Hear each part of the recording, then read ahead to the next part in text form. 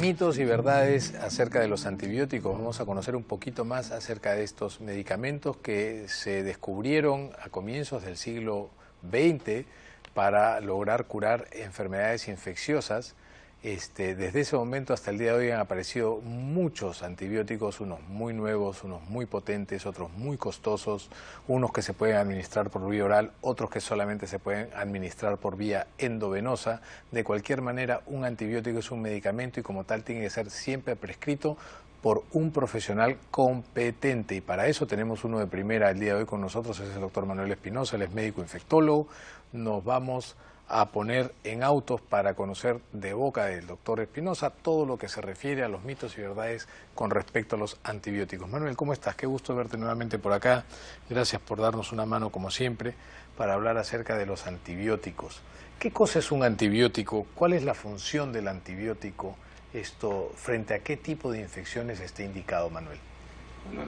Buenos días con todos los televidentes y gracias por la invitación. Si queremos hacer una respuesta corta, el antibiótico es un medicamento. A la parte química son moléculas que van a actuar sobre microorganismos, en este caso exclusivamente sobre bacterias. Microorganismos, tenemos una serie de microorganismos, hay parásitos, hay virus, hay hongos, hay priones, pero los antibióticos básicamente actúan sobre bacterias. Y estas moléculas pequeñas van a interferir con unas partes de la función de la bacteria y pueden funcionar de dos formas, ¿no? Algunos antibióticos van a matar bacterias, por eso decimos este es un antibiótico bactericida. Y otros antibióticos van a actuar paralizando a la bacteria, evitando su metabolismo y su reproducción. Entonces le damos otro nombre, este antibiótico es bacteriostático. Lo tiene ahí. Exactamente. Y si vamos un poquito a la historia de los antibióticos, en verdad, antes de la penicilina, en forma accidental, un colorante era usado a nivel tópico para evitar infecciones de heridas abiertas, el famoso brontocil. Brontocil se usaba en tintes para telas, y los trabajadores de esas textiles, sobre todo en Inglaterra, se hacían un corte y se echaban el brontocil. Y el brontocil fue el antecesor de las sulfas. Así es. Es muy interesante la parte de historia. De la historia de la medicina. La historia de la medicina es interesantísima porque la mayor cantidad de cosas han sido descubiertas de manera anecdótica, ¿no? Y por observaciones de la gente común, ¿no? El tema de la viruela, por ejemplo.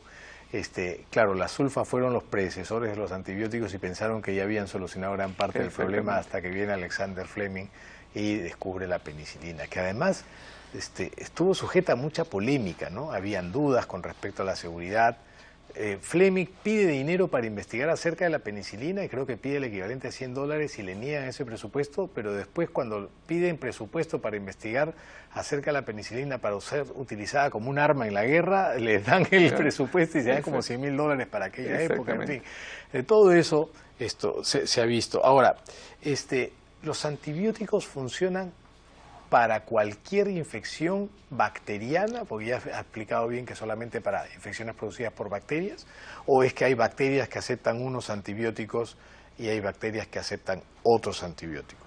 La pregunta es interesante porque ya hablaron hace un momento sobre la automedicación y lo que la gente tiene que entender es que para cada tipo de germen y para su ubicación especial existe un tipo de antibiótico, una vía de administración, hay vías orales, parenterales, que puede ser por vía intramuscular, endovenosa, y hay un horario, ¿no? Algunos se darán igual que otros medicamentos cada 24 horas, otros cada 12 horas, otros cada 8 horas, cada 6 horas. ¿Y eso por qué? ¿Por qué cambia el tiempo de dosificación, las horas, los intervalos? Justamente porque cada bacteria, según su ubicación, tiene un metabolismo de reproducción. Y lo que hemos aprendido, bastante duro este tipo de aprendizaje, con el tiempo es que un antibiótico actúa mientras que su concentración en el nivel de infección sea la adecuada. Que haya una cantidad importante en ese sitio permanentemente y no baje esa cantidad. Mantenga ese nivel óptimo para producir el efecto deseado. Al final lo que hace un antibiótico es darle tiempo a mi sistema inmune, a mis defensas, para lograr bloquear o neutralizar en forma definitiva ese agente, ese invasor que la bacteria. Es una guerra de desgaste, ¿no? Exactamente. O sea, mandas ahí algo para que aguante mientras se va armando el otro arsenal. Estamos hablando de personas que tienen una buena inmunidad. Correcto. Que es la mayoría de personas. Pero aquel que es inmunodeficiente tendría que darle en forma permanente, con muchos riesgos, por supuesto. Evidentemente. Tenemos una llamada telefónica y es Lorena de Surquillo, quiere hacernos una consulta. ¿Cómo estás, Lorena? Buenos días, gracias por llamar al programa. Buenos días, doctor. Siempre es un placer ver el programa. Muchas gracias. Gracias de antemano por la pregunta. Una consultita. Sí. Tengo un hijo de 9 años que anteriormente ya había hecho faringitis y le recetaron amoxicilina. Luego nuevamente volvió a hacer faringitis y le recetaron nuevamente amoxicilina. Pero la diferencia es que esta vez hacía fiebre y el día siguiente amaneció lleno de roncha. Todito enronchado. Entonces lo llevé de emergencia y me dijeron que no era alérgico, pero que no estaban seguros. Entonces que tenía que ver si es que alguna próxima vez se volvió a enronchar, entonces sí había hecho alergia a la amoxicilina. Quiero saber si eso es normal o tengo que hacer algún estudio para mi niño. Ok, Lorena, gracias. Muchísimas gracias también por tu consulta. Ese es uno de los riesgos de tomar un antibiótico y de pronto ver una lesión de piel que aparece, ¿no? El tema de las alergias a los antibióticos, ¿no? Sí, para mí es una pregunta interesante y compleja, porque en otras veces que me has invitado he repetido, ¿no? Un médico escucha, un verdadero médico, examina, ¿no? Si requiere exámenes auxiliares los solicito, puedo dar una terapia empírica inicialmente, pero luego la ajusto. Es una edad interesante, 9 años. 9 años. Podría pensar en una idiosincrasia de los medicamentos dados en una segunda oportunidad. Las alergias son bastante frecuentes, algunos medicamentos, pero también podría pensar a esa edad alguna infección concomitante que se pueda confundir con una faringitis aguda. ¿Qué es lo que yo pienso? Que ese chico no tenía una faringitis bacteriana, era viral, que ha sido viral y ha hecho un brote. Exacerbado con el antibiótico. Los beta-lactámicos, en este caso la amoxicilina, y una de las más frecuentes es el llamado síndrome mononucleósico, ¿no? Los beta-lactámicos, en este caso la amoxicilina, y una de las más frecuentes es el llamado síndrome mononucleósico, ¿no? Por el virus Epstein-Barr. Epstein-Barr, efectivamente, eso suele pasar y lo más probable es que no sea una alergia, pero cuando hay alergias a los antibióticos, hay alergias severas. Y hay que retirarlos de inmediato. Y probablemente esto suceda en cierto grupo de personas, no en cualquiera, ¿no? Exactamente, esa predisposición hay que estudiarla, ¿verdad? Su médico ha hecho lo correcto hasta ese momento, o sea, suspender y observar. ¿Ya? Y yo podría usar el mismo antibiótico en una segunda infección, una tercera infección, siempre y cuando se haya demostrado a nivel, en este caso regional, hablamos de Lima, Perú, hay una vigilancia constante de antibióticos en la cual los médicos tenemos que enterarnos si tal o cual antibiótico es útil todavía para algún tipo de bacterias. Acabas de tocar un tema que me da pie a hacerte esta pregunta. ¿Qué cosa es la resistencia bacteriana? ¿Por qué es que los médicos, las autoridades sanitarias, los infectólogos como tú, que están trabajando pues en instituciones que andan vigilando precisamente esto, les preocupa tanto la resistencia bacteriana? ¿Qué significa esto y cuál es la causa principal?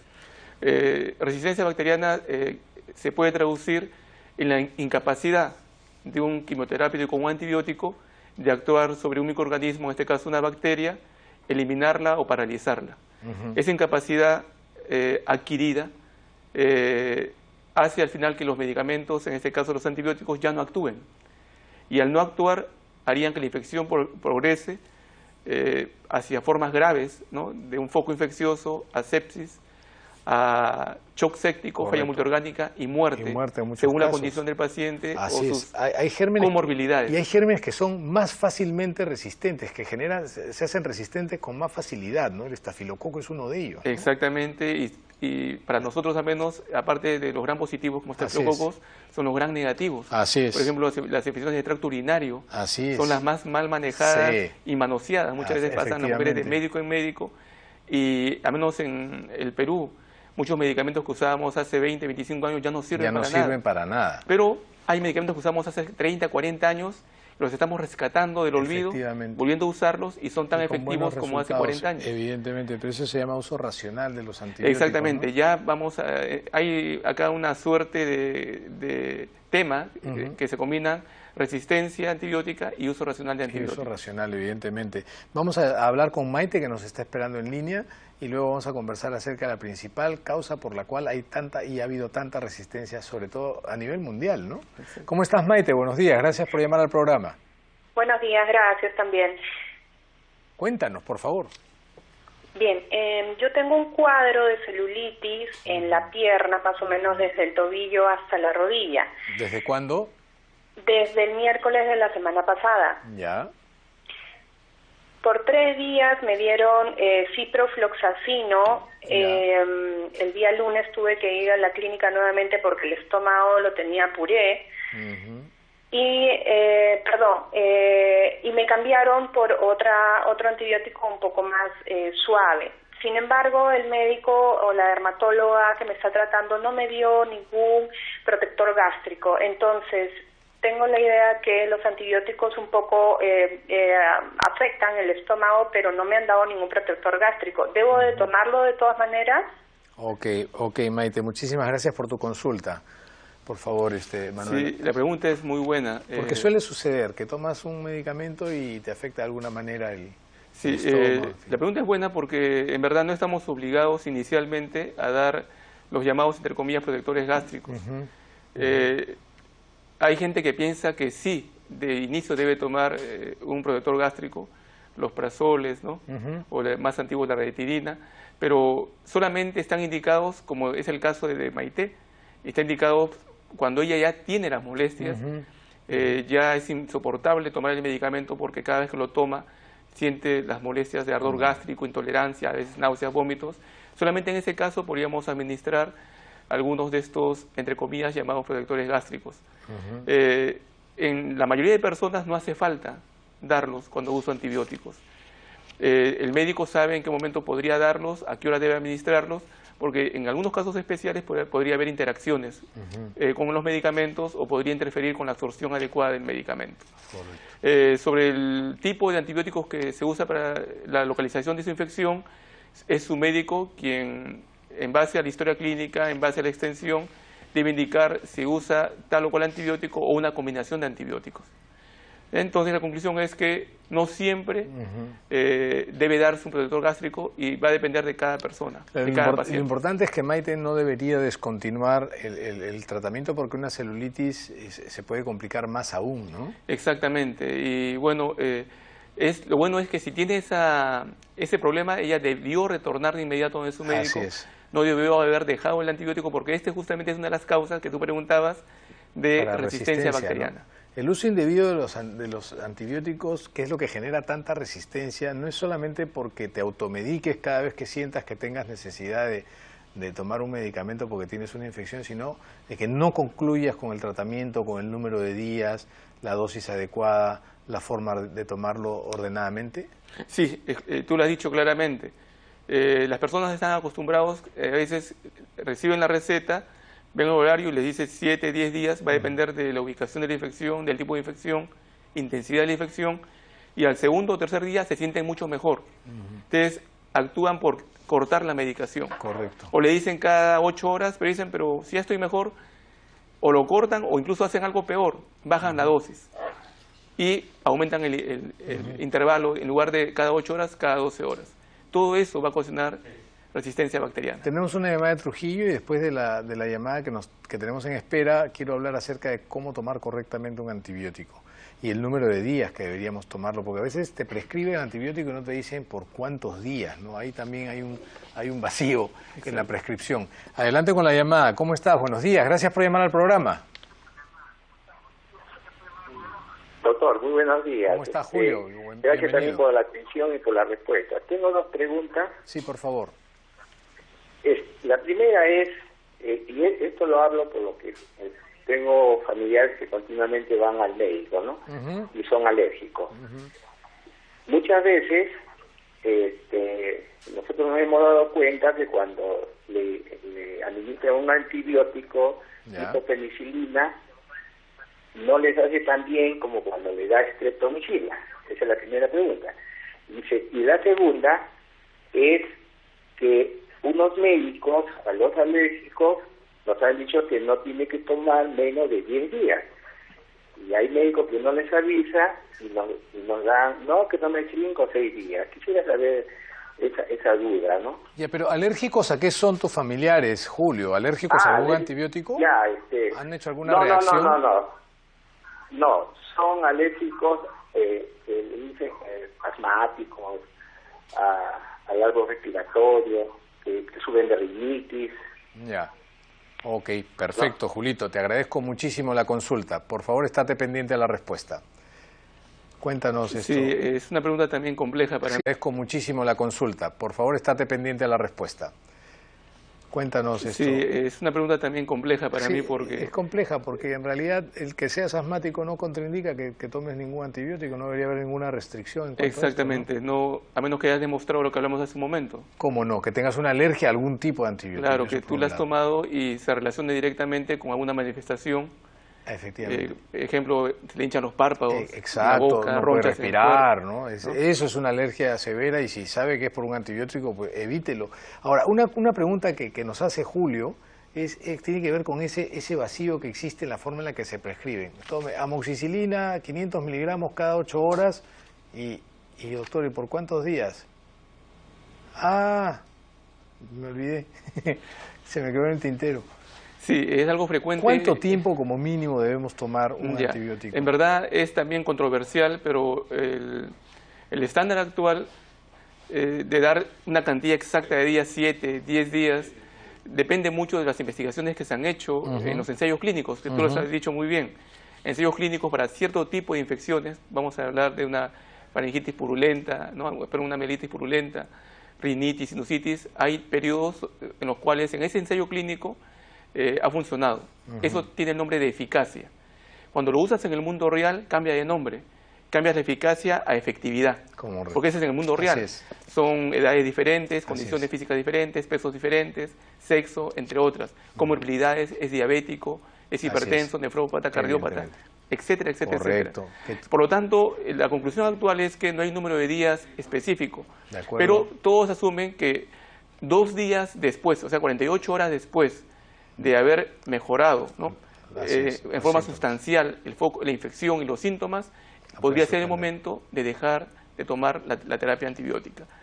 Hay un medicamento X que está recontra mal usado, yo digo, uso un término bastante de la calle, que no se lees el inserto y dice tómalo 3 días.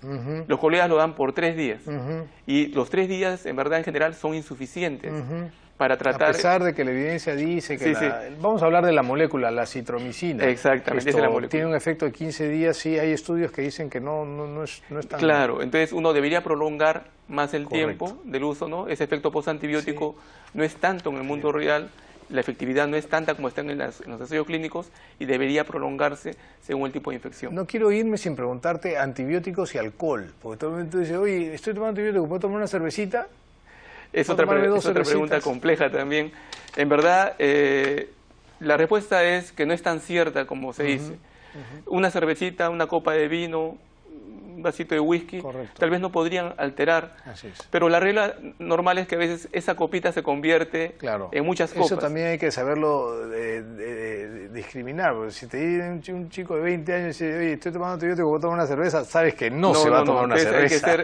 Hay que ser enérgicos y decirle que podría ser contraproducente. Sí, porque además el hígado tiene que trabajar. Hay efectos, de repente, a veces bastante serios, ¿no? De náuseas, taquicardia, ¿no? En el pasado le dábamos el nombre del efecto antabús, ¿no? Con algunos exclusivamente, ¿no? Por ejemplo, metronidazol, por ejemplo, uno de los más usados en el pasado. Otros medicamentos hacen que el alcohol te haga eliminar el medicamento rápidamente, no hace el efecto deseado y puede producir resistencia bacteriana. Evidentemente. Es un tema, en verdad, bastante interesante. Solamente quería terminar y bueno, diciendo que la gente acuda a su médico, use el medicamento tal como se lo recomendaron, a las horas prescritas, a la dosis, y que no corte, y si tiene alguna duda, llame a su médico, para que el medicamento no sea mal empleado, porque al final en mí puede hacer resistencia. Lo malo es que esa resistencia se extienda a toda la población. Y al final un medicamento que era útil, que era barato, fácil de usar y accesible, en poco tiempo deja de servirme, y pues no solamente a mí, a miles de personas. A la comunidad. Manuel, te agradezco muchísimo. Ha sido un placer tenerte esta mañana con nosotros. Gracias por haber venido. Nos vamos a un corte y volvemos con la última entrevista de la mañana.